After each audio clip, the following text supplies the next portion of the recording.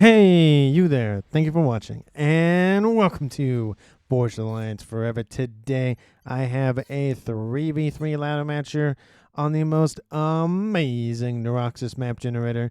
So let's go ahead and introduce our teams and our players, starting off with Team 1 up here in the north, ending with Team 2 in the south. Team 1, also known as Blue Team. Team 2, also known as Red Team. Starting off for Blue Team in the eastern side of the map, it is Collab going first land as a Cybran. He is in Stitch Blue, and he is almost over that hump to 1200 rating at 1148 rating.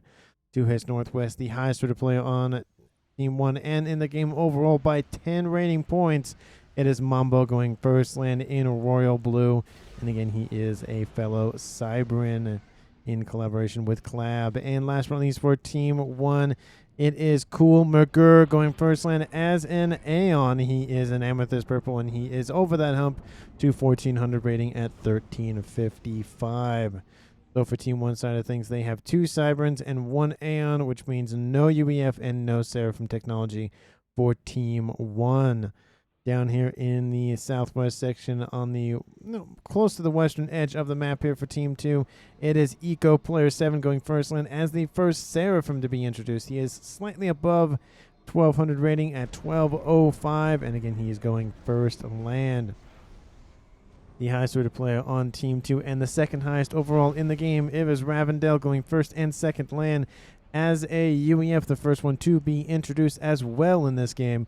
He's in Chevy Crimson at 1583 rating. And last but not least here for Team 2, next to the water, we have Don Gringo going first and second land. He is an Aeon. He is above the over the hump to 1300 rating at 1265. And Team 2 has access to not only UEF tech, but Aeon and Seraphim as well, which means they do not have access to Cybran tech. Team 1 does, Team 2 does not, but Team 1 also does not have access to UEF or Seraphim tech. So it's going to be an interesting mixed match here. Not every team has every faction. There are only 6 players, so 3 per team, so you're not going to have that. But, you know, all of the races are represented, at least in some faction, in the game overall. Let's go ahead and take a look at Reclaim before our players scoop it all up. For 6 players having access to over 12,000 Reclaim, which means on average it's a little over 2K Reclaim per player. That is actually a decent amount of Reclaim to scoop up, and a lot of it honestly is in the middle of the map here. We see 2,500 and 2,500 on these next to these little hillocks here, I guess is what you would call them. And then there's couple of mass kind of on the edges of the map. They do add up, of course, and then another section of mass in the northeast and southwest. So a lot of it is in the middle of the map. That is where most of the players are headed to claim, because again, trying to deny 2,500 mass for you against your opponent is a huge idea to do. You want to deny that mass. If you can't have it, no one can, kind of thing. No one has access to nukes, so you can't nuke it. You might as well take it for yourself. It does look like units outbound here from Team 2's Western players, well, Western-ish players, of Ravendell and Eco, moving in, trying to take out a couple of early engineers, scooping up that Reclaim. We do see that Snoop and that Mech Marine on a collision course, looks like with more engineers in the rear, trying to stave off any sort of early expansion in terms of land facilities. We do see the retreat has been issued, but they're going to continue to go after that engineer. Engineer's not going to be long for this world. And another set of units here to the west here for Eco, going to start to, again, deny a decent amount of Reclaim and engineers here for Team 1. It is a 2v1 scenario here in the west, in the east here for Team 2. Team 1 has 2 players, Team 2 has 1, and that will definitely force Don Gringo out of this position. Collab does not care. He's being shot in the back, and both of those Cybran players are just scooping up all of that juicy Reclaim. You can see the bigger bundles of 200 kind of interplayed with a lot of 45s. And, I mean, 200 isn't a lot, but it does make a difference, especially early on in this game. You know, 5 of those wrecks, that's 1,000 mass. It adds up.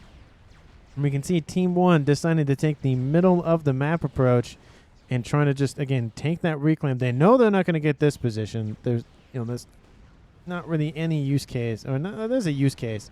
There's not really that many cases that they could claim that position since it is so close to Team 2's front line and back infrastructure.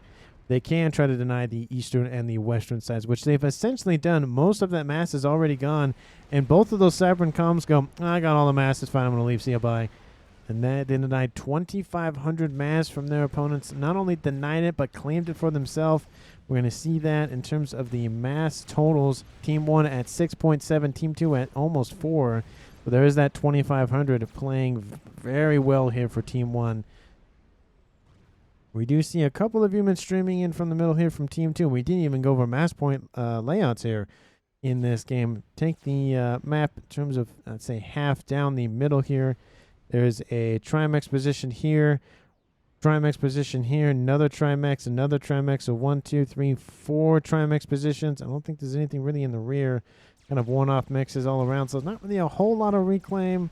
Well, I mean, 2,000 per player is a decent amount. Not a lot of mass points either, so it's going to be mainly trying to stave off any sort of early aggression and any sort of leakage on either sides of the map, or maybe even down the middle. And then, of course, going for mass fab farms / RASCOM production. Or, sorry, gating in. You're not really producing them as much as you are gating them in. We do see a squad of Aurora here to the west pushing back Team 2's Eco. He doesn't really have a lot of units to really throw.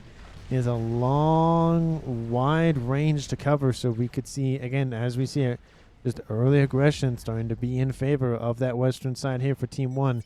Team 2 has decided to go for 1 on the east, 1 in the middle, and 1 in the west, which is it staved off any incoming aggression from the middle.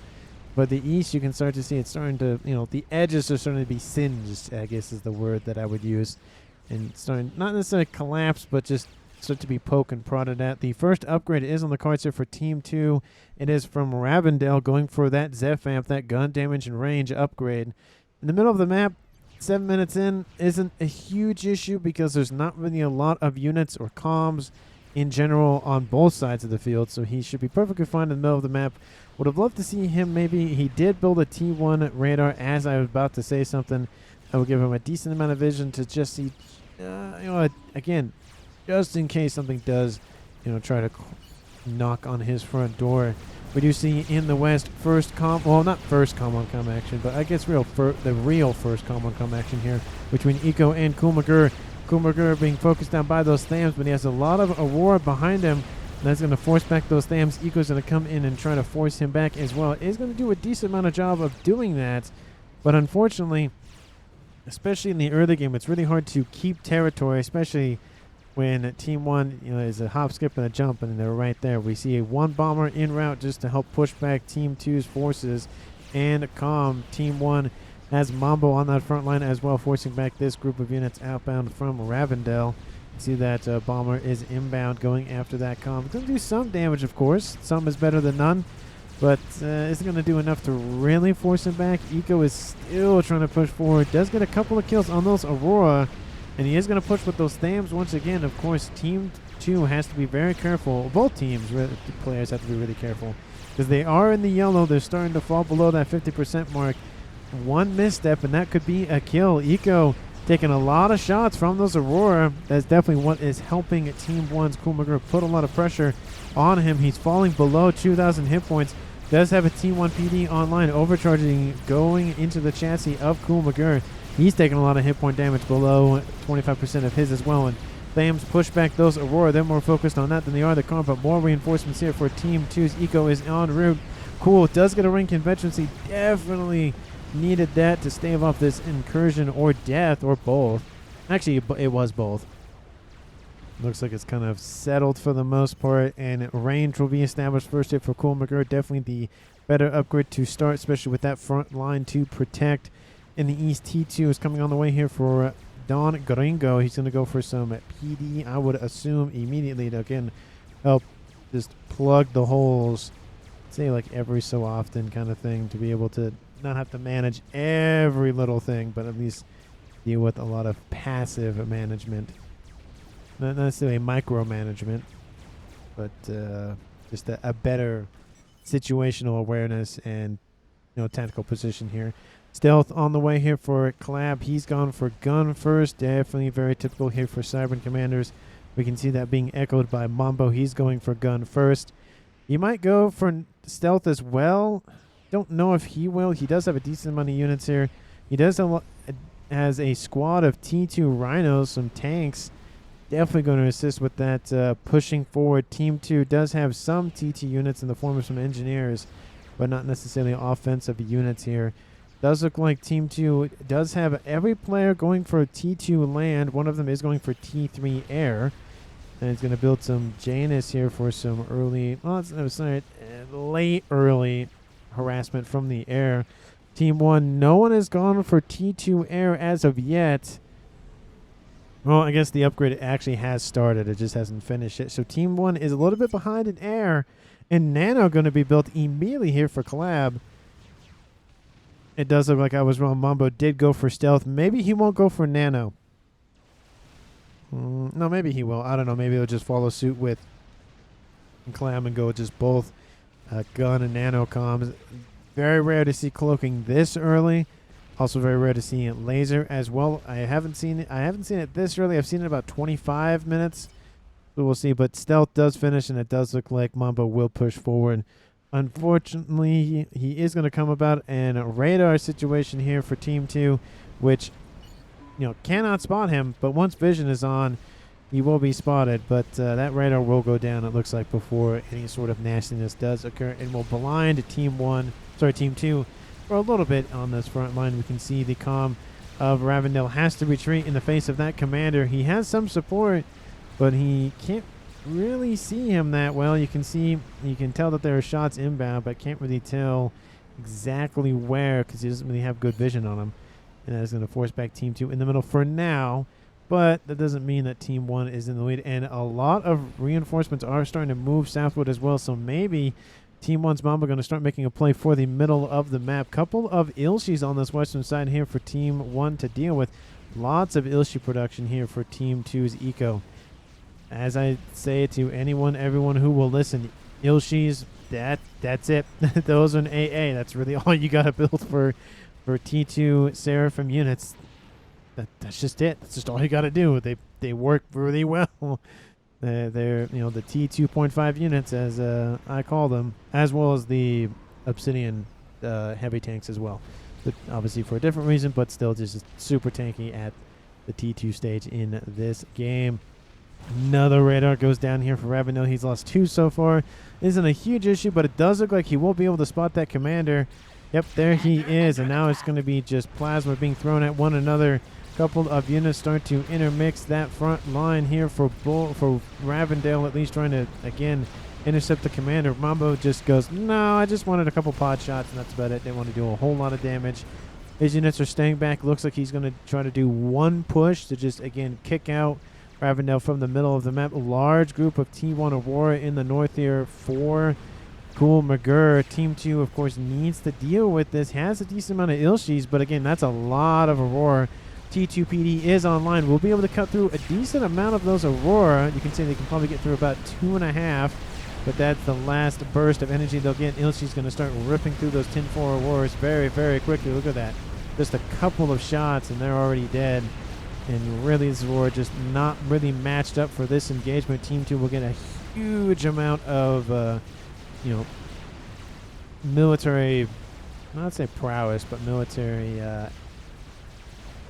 advantage. Advantage, that's the word I want to use. Advantage here on this western side.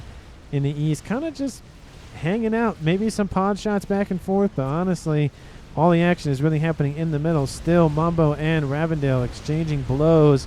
It does look like there is possibly a huge piercing attack here inbound from Mambo as well. Is he just going to keep sending him in? And the answer is yes. He's just going to keep sending him. Ravendell is moving into intercept. He has some units. Doesn't have a lot and doesn't even have T2 units. So a little bit outmatched in that regard, but does have some Janus online. That will definitely assist. Team 2 has the bombers. Team 1 doesn't really have much of anything to fight against. A couple of interceptors, but T3 is going to be finished here for Mambo. T3 is behind, and it hasn't even been started for Team 2. So as I thought Team 2 was going to lead the air, I was mistaken. Team 1 is going to lead it. Interceptors are going to be able to do a decent amount of job of forcing those Janus back, and I kind of like how their wings, expand.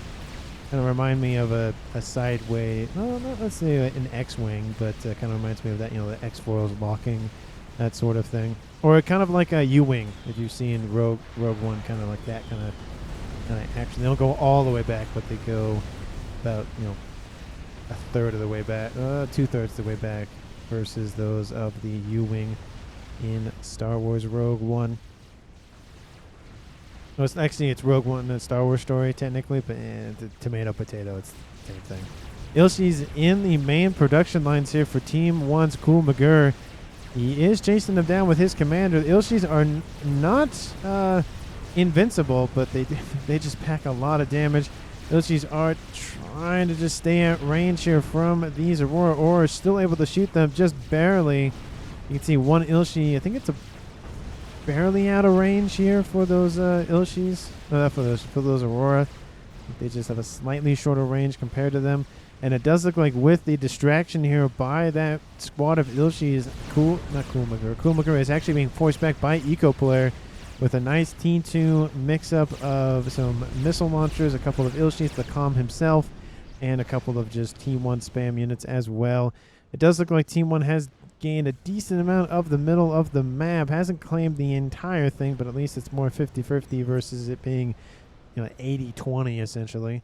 Fire basing in the east here for Don Gringo. I thought I saw artillery, but I think those were missiles raining in over here to the east. Collab hasn't gone for firebase as of yet. Has a couple of defenses, but that's really about it. It does look like there is going to be an attack starting to be mounting here from him. Maybe trying to force this group of units to push westward. But the Calm of Mambo is by himself. Bombers taking out a radar installation, I think is what that was. Yep. The engineer going to go straight for that. And yep, this one looks like a radar.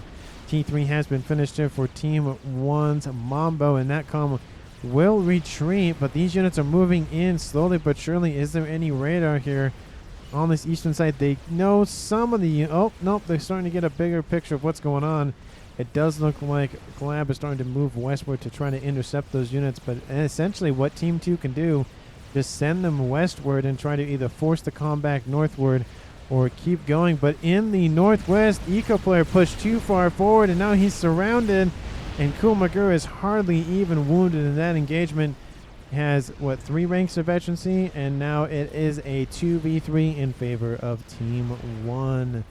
Does look like Team 2's Ravendale will inherit everything in the west, which means he will have dual base, which 17 minutes in isn't that bad. But in terms of the mass, Team 2 is leading by actually a decent margin at 18 minutes in this game. Team 2 almost at 300, Team 1 at 217.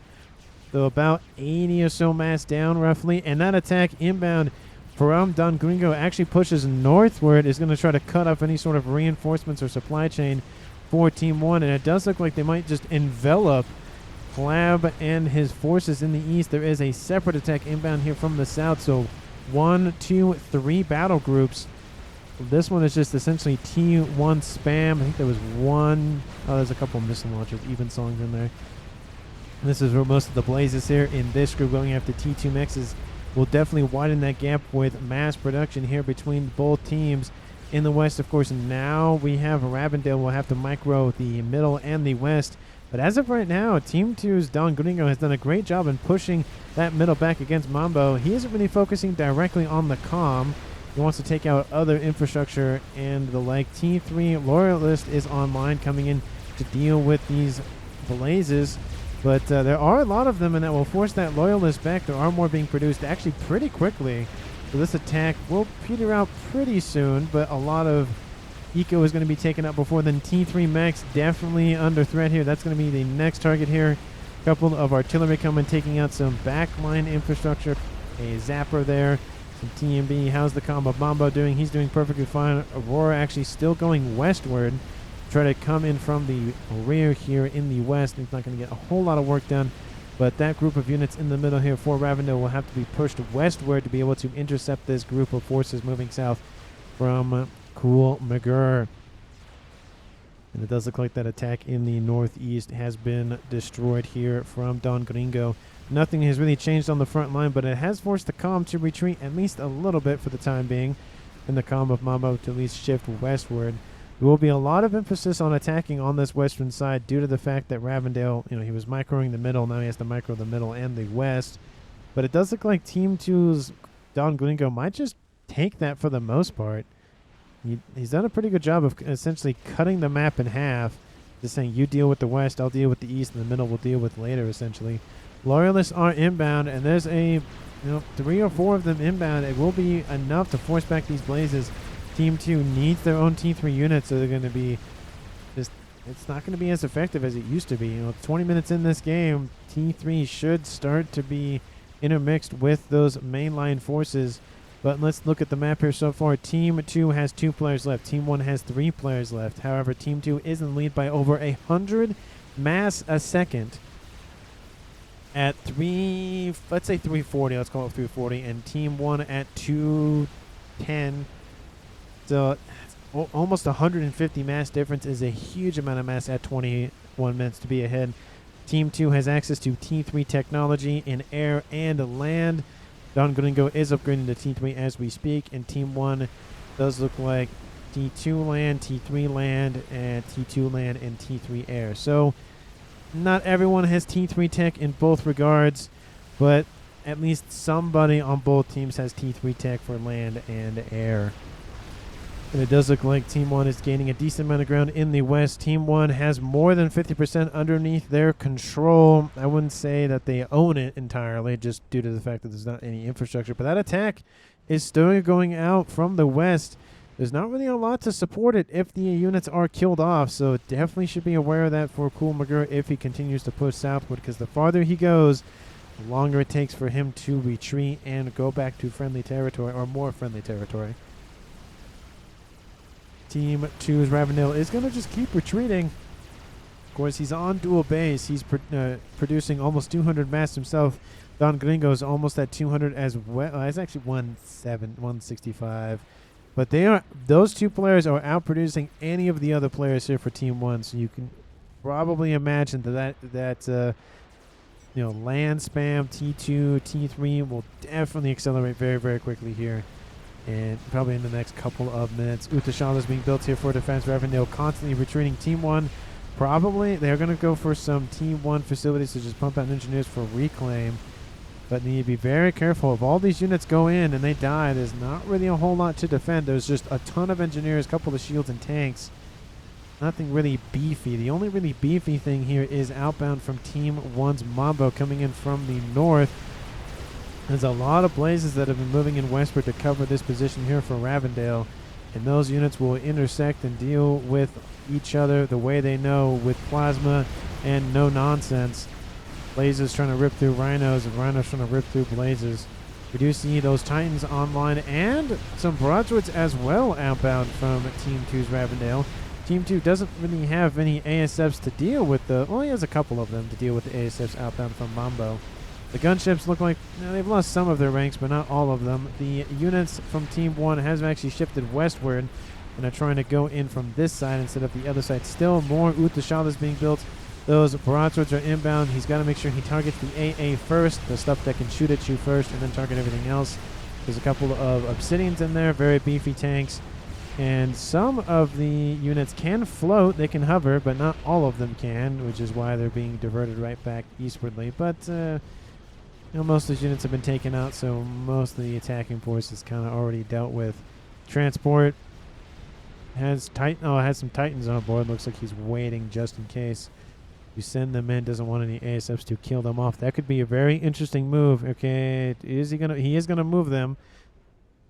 Team 1 does still push back. There are Titans in the mix here, just Titans, but again, Titans nonetheless. The column of Cool McGurr is here. The shields are starting to fall on one of the Titans. He gets almost insta-killed there from that overcharge.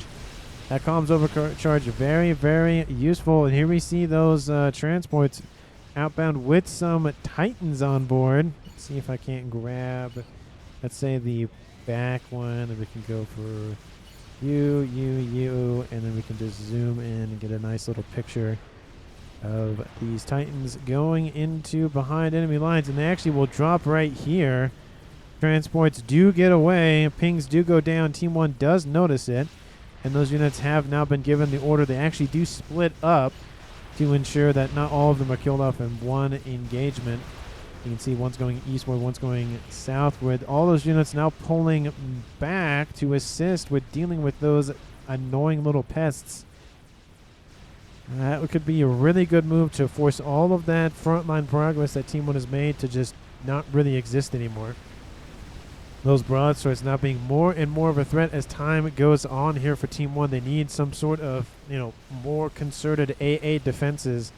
They have a lot of T2 units. They could spam up some flak. Those would deal with those broadswords very, very quickly. But the first group of Titans has been taken out. The second group getting into the rear, going after T2 mechs. Again, every mech that dies, that is another 6 to 9 to even 27 mass that is gone. So definitely doesn't want to lose anything of that sort. The gap is actually... Wait, that has to be reclaim. Is that reclaim related? Let's see. Is that reclaim related? 191. Some of it is. No, that's their generated mass. The Team 1 is actually pulling ahead in the generated mass game at 470 against 400. ASFs in the middle just ripping apart those broadswords. Not really a lot of ASFs here for Team 2 to defend with. Not really a lot of AA as well. Definitely needs to rectify that. All those gunships are just going to be taken out very, very quickly. I don't know what Team 2's Ravendale's goal is, but he has something in mind. As time goes on, if your opponent knows if you're going for broadswords or just gunships in general, the harder it is for that strat to really work unless you do a massive amount of infrastructure and defensive damage. It's really easy to just spam up T2 flak and a couple of T3 and call it good. Group of Titans, a couple of squads are moving in down the middle. Once again, this middle completely void of anything. In the west, same kind of thing. Team 2 starting to be re-established. One facility online isn't really even doing anything as well. Titans going to keep pushing in, take out more mass against their opponents, and that's going to hurt a lot. That is 27 mass between the 3 T2 mechs. That is worth a T3 mechs if everyone at home is keeping score.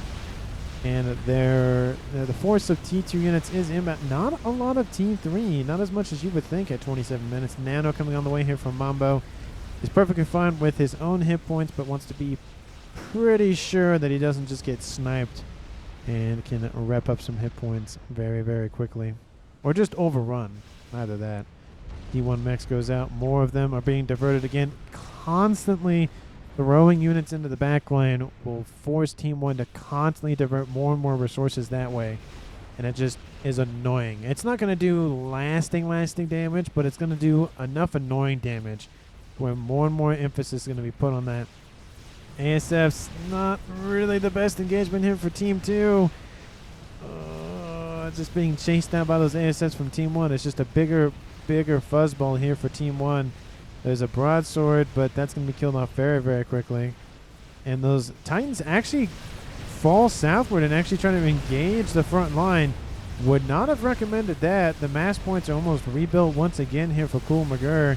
But, I mean, the Titans are not Percy's. They don't have as many hit points. They have a shield on board. They fire very quickly, but definitely would have not sent them in and then sent them right back out. It's definitely maybe could have been a misclick or something, but definitely was not the best idea in that regard. Still, the pocket in the middle for Team 1 or Team 2 to exploit still open.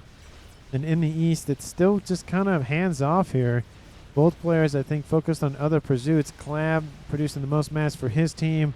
Don Guningo is now producing the most mass, well, roughly almost producing the most mass for his team. I think they're more focused on other efforts. Is anybody building a monkey? Yes, somebody is building a monkey. That is Clab.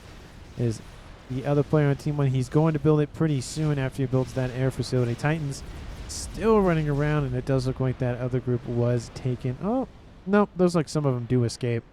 Chrono Dampener coming online here for Cool McGurr. Going to be very aggressive with that commander. Probably should go for advanced range if he's going to do that.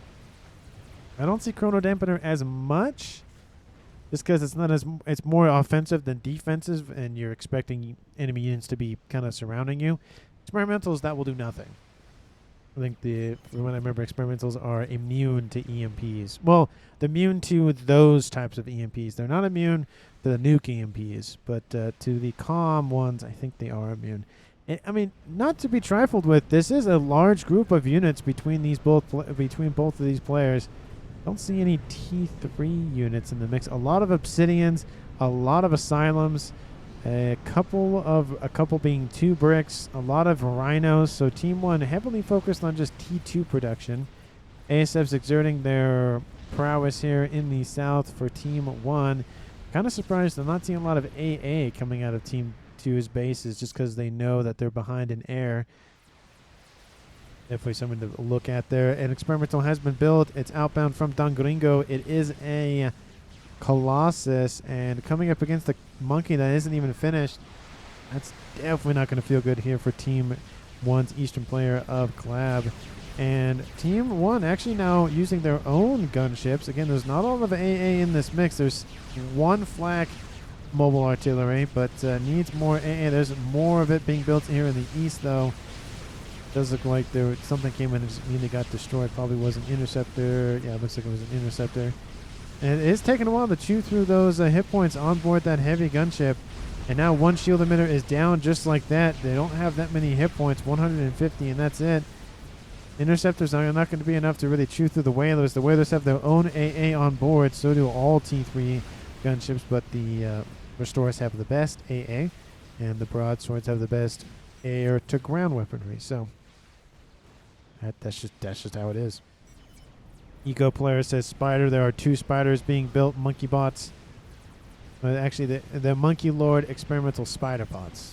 That's their actual name. I like how it's Monkey Lord : experimental spider bot. Just to describe the Monkey Lord even more. Spiders. That's definitely a big theme here for the Cybern faction. You can see, 4 little legs, 6 little legs, 6 little legs. Obviously the brick, you have these little almost like legs here building the units. Lots of spiders. Crab going to be built here for Team 1's Collab. Just going to go straight for that. That is the next evolutionary stage in experimental construction. Percy's now being intermixed here with the Titans and some parashields as well.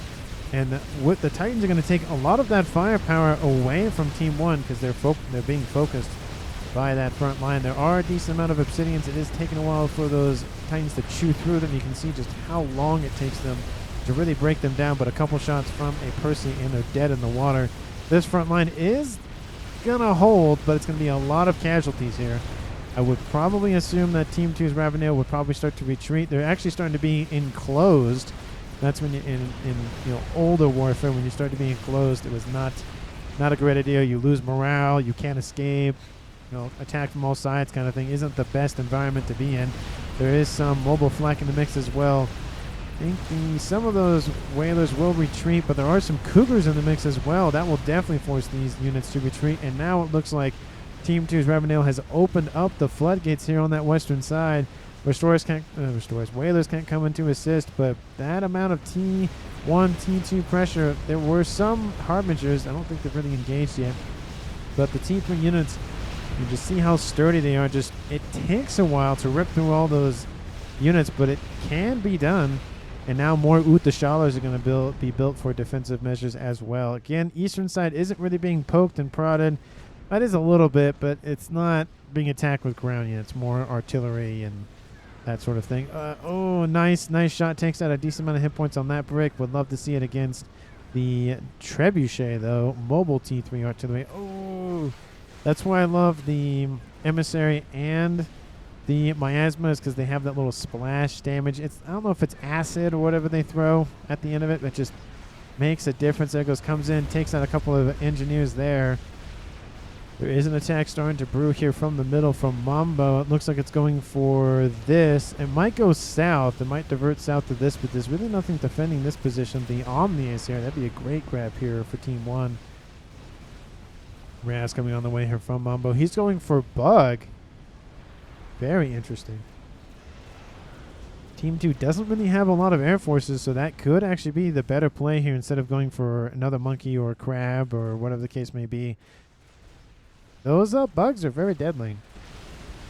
You got to watch out for those. But it does look like Team 2 does notice it, of course, with the Omni nearby. Percy's moving in to intercept. This group, actually, Titans would be a little bit better because there's a lot more units. Percy's take a little bit to, reload and fire once again. They do a lot of damage, of course. It's high alpha damage. But then after that, it's, you got to wait. And kind of just a glorified paperweight at that point. Does look like T3 mobile artillery trying to be used to poke that fire line here for Team 2's Don Gringo. A lot of it kind of passive. This attack here might look like it will do something. There is a counter secondary feint attack, whatever the case may be, from Cool McGurr. He's trying to come in from the western edge. There are a couple of T2 mechs that are under threat, and those Harbingers will move in to deal with those. That is going to hurt. A couple of Percys are nearby, but 2 Percys are not enough to deal with that sort of threat. And Percy's being shot at by some bricks. A couple of bricks versus a couple of Percys. I feel like this depends. I feel like the Percy has the upper hand in that regard. If it's a 1-to-1 ratio, for sure. If it's a 1-to-1 with a monkey, though, that monkey's going to win every time. It does look like that Chrono Dampener is starting to be used on that front line to just EMP a couple of enemy units. You can see the range on this thing. That I do like the kind of spirally effect that it has. A little bit, you can see it kind of radiates out.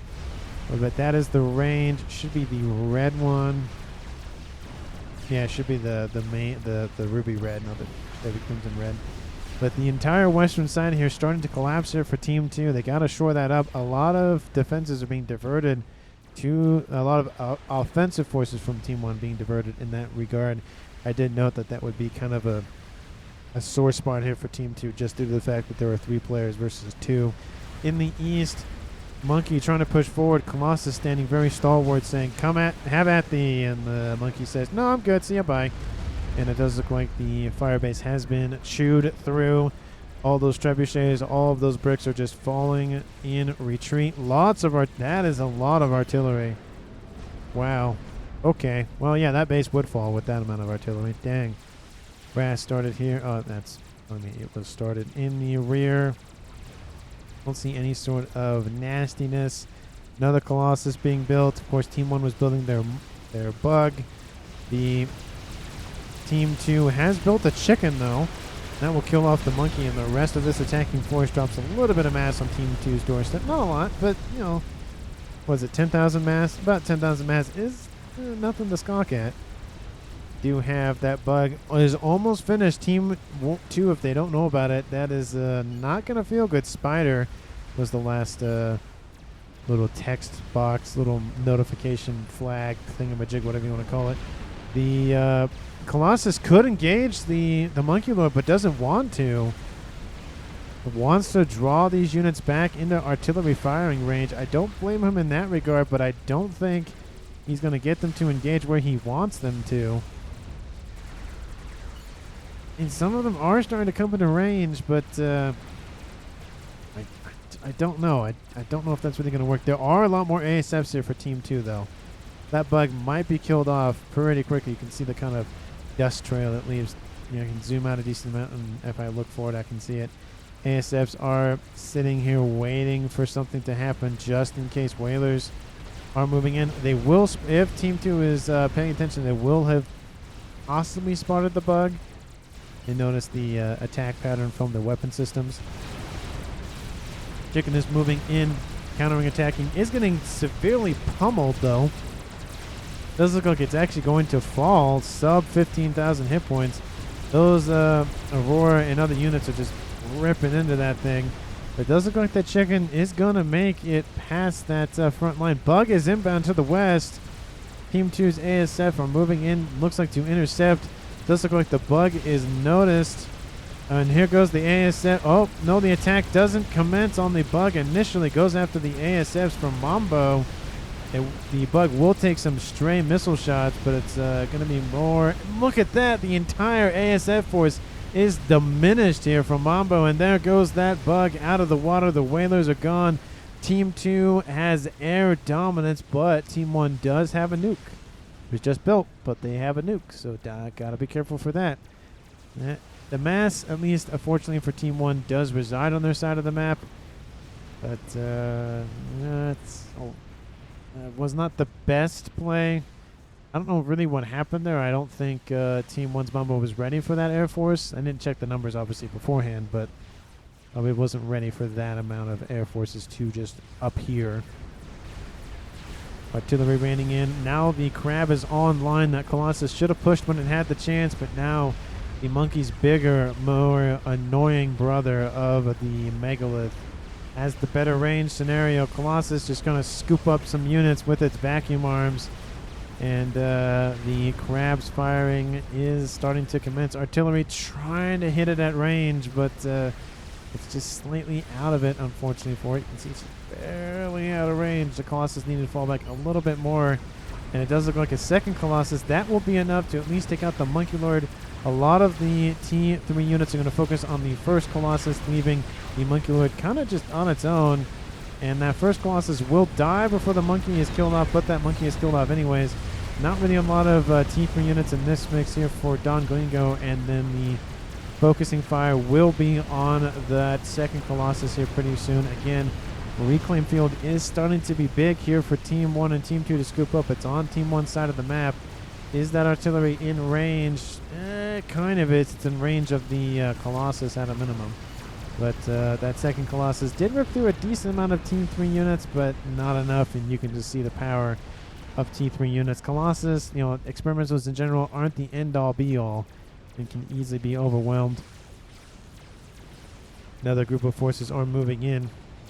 We see some Percys, Skyboxers, Cougars, Parashields. Oh, Parashield gets shot by that overcharge from Cool McGurr. Will stun those units for a second, though, and that will force these units back once again. Of course, remembering that, oh yeah, that's a thing that we have to worry about, is that EMP nonsense.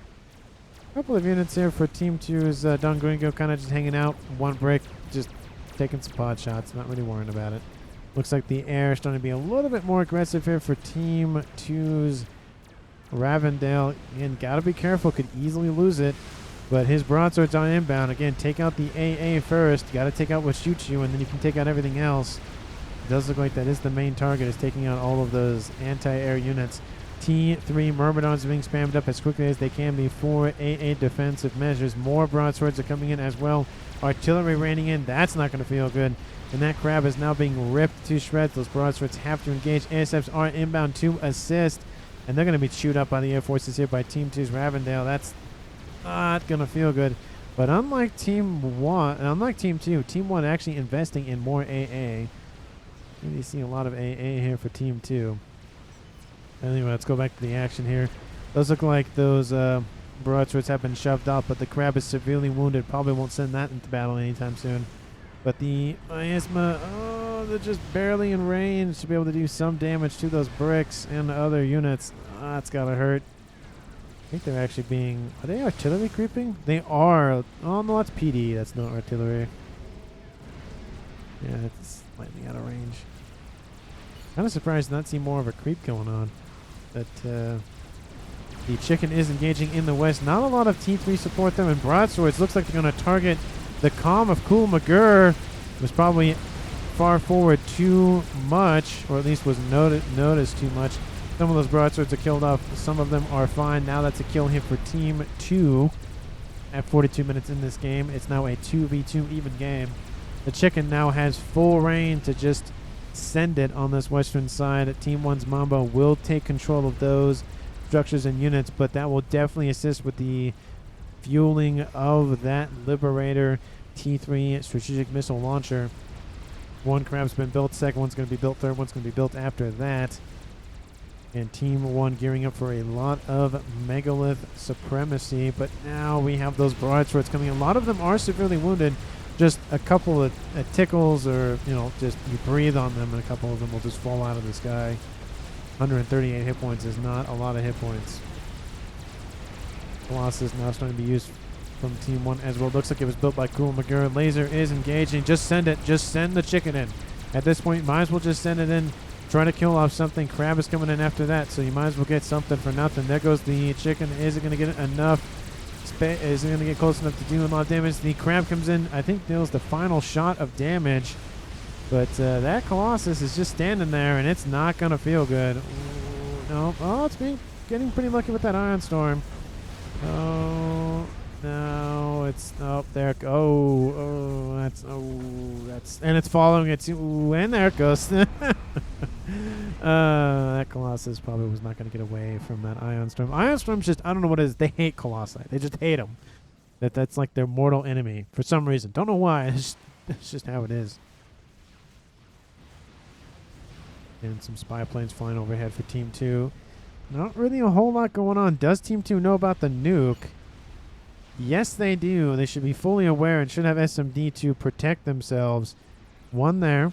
Nothing here. Definitely not the best idea. Feel like that might be a target opportunity for Team 1 to go after. Yeah, no SMD. They are building one as we speak.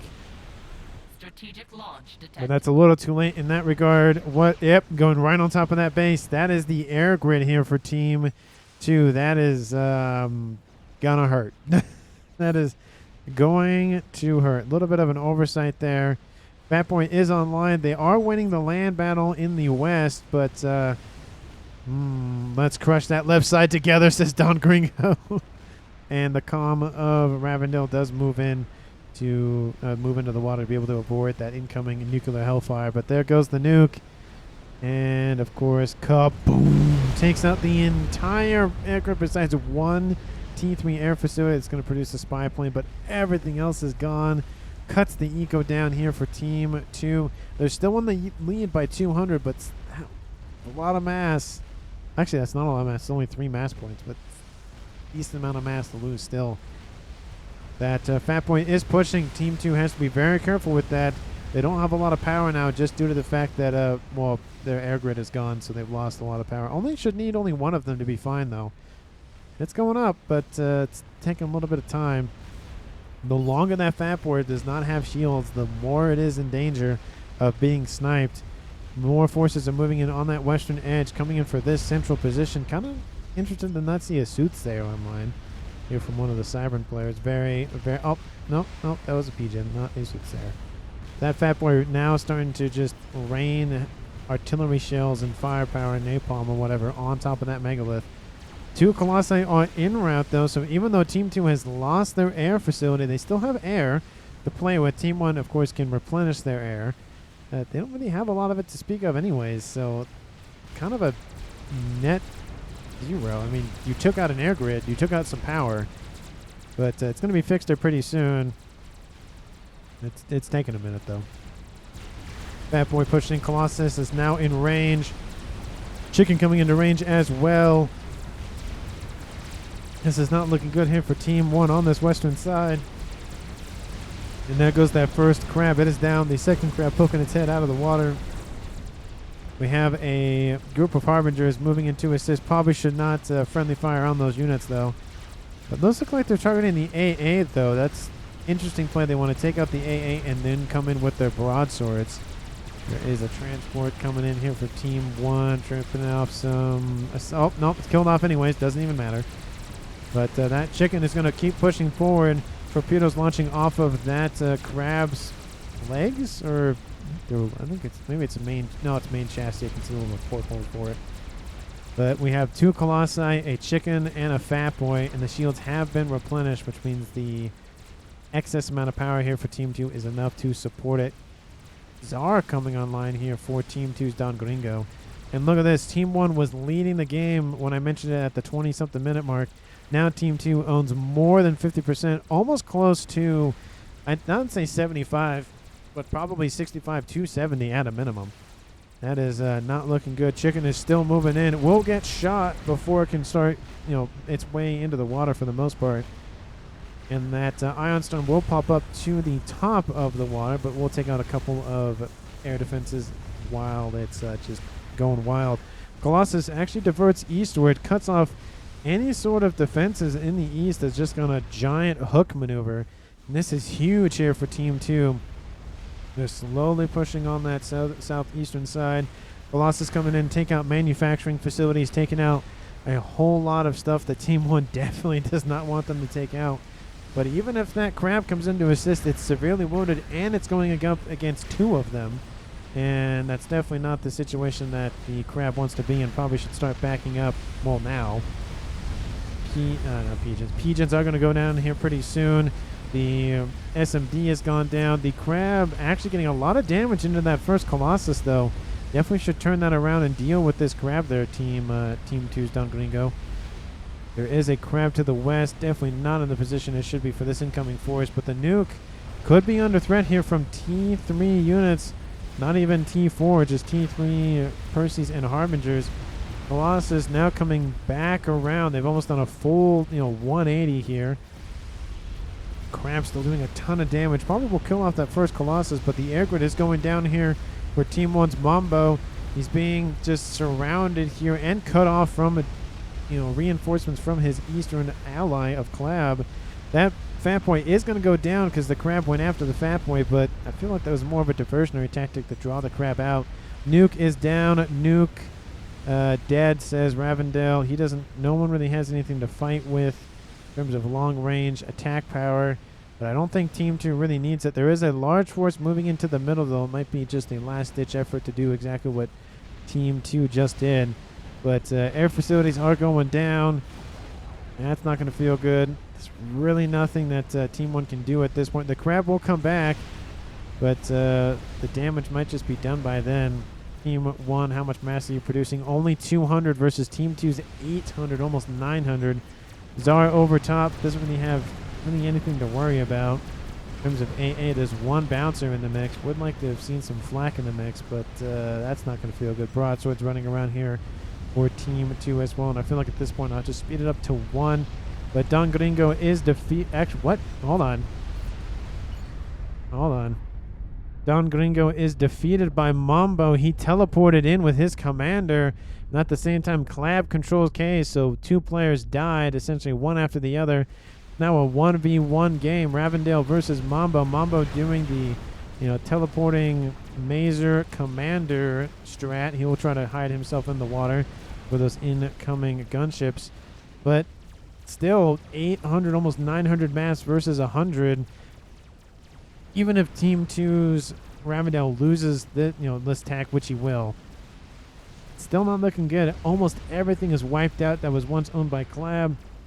Almost everything was wiped out that was once owned by Mambo.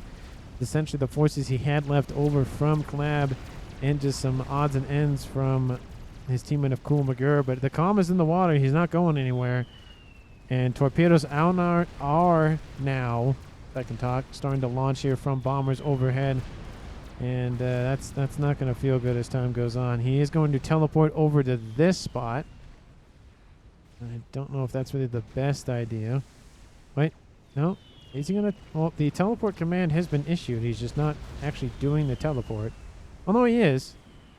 Oh, my... No, I'm on Observer, so I should be able to see his progress. Weird, I can't see it over here.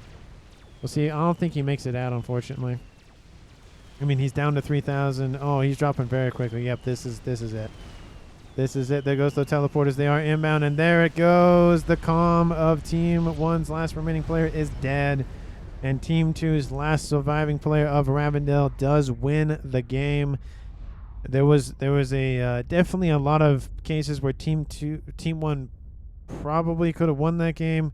They just lost control of that western side, and once they took out Cool McGurr, Team 2 took out Cool McGurr, the floodgates kind of opened. Team 2 pushed a little bit, just a little bit aggressively, and then the assistance from Don Grigo came in, just kind of sidestepped Clab, and that was it. That one hook maneuver just sealed Team 1's fate. Mambo did get a kill at the last second there against Team 2's Don Gringo, but Team 2 was had one other calm in the water, and that wasn't going to be killed off by a laser. But in terms of MVPs, MUPs, I feel like, I don't know if I can say there's one player that deserves one rating higher, or one MVP. A lot of, we had the departure of Eco Player, and then Team 2's Ravendale took over for the West. Don Gringo did a pretty good job. I would have loved to see him push a little bit more, maybe try to artillery creep just a little bit, and try to at least force an engagement from Team 1's Collab. Mambo had a decent amount of air forces. Would have liked to see him push it a little bit more with maybe some strat bombers. Neither player, I don't think, built strat bombers. That was definitely kind of disappointing not to see, especially when one player had advantage in the air and then the other player had the advantage in the air. Definitely would have loved to see that. I don't know if there's one particular player I could say that like they really performed. They really just got it together. I don't think there's one player I can realistically see that.